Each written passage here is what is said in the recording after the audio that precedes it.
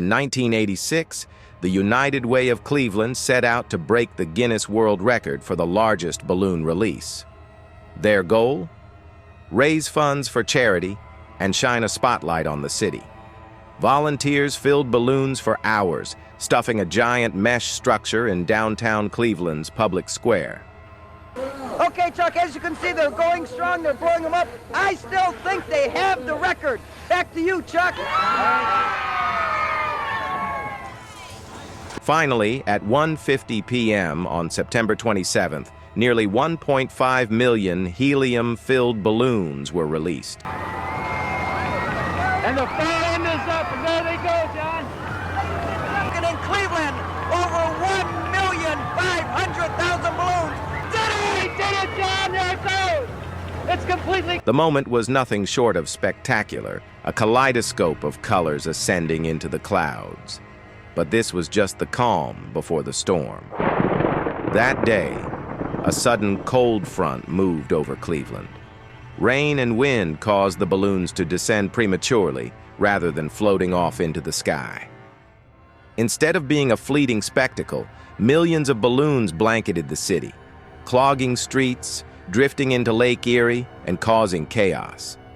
Cleveland's Burke Lakefront Airport even had to shut down a runway. From downtown to surrounding farms, balloons became a menace. Horses were spooked, accidents were reported, and residents scrambled to deal with the unexpected mess. But the most tragic outcome of Balloon Fest involved two fishermen, Raymond Broderick and Bernard Sulzer, who went missing on Lake Erie the same day. Rescuers faced an impossible task, identifying a life jacket or a head in a lake littered with thousands of floating balloons. The two men were later found drowned. Their families even sued the United Way, pointing to the balloon's role in hampering rescue efforts. The 1986 Balloon Fest wasn't just a logistical failure. It was an environmental and human tragedy.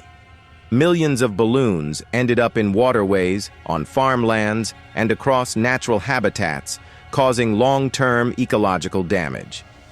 Today, it serves as a cautionary tale about unintended consequences and the importance of considering environmental impacts in large-scale events.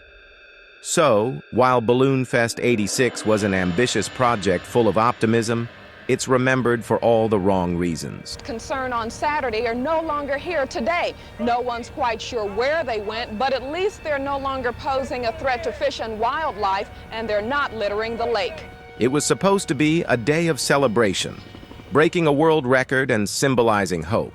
Instead, it became one of the most bizarre and tragic disasters in history. What do you think? Could something like this ever be allowed today?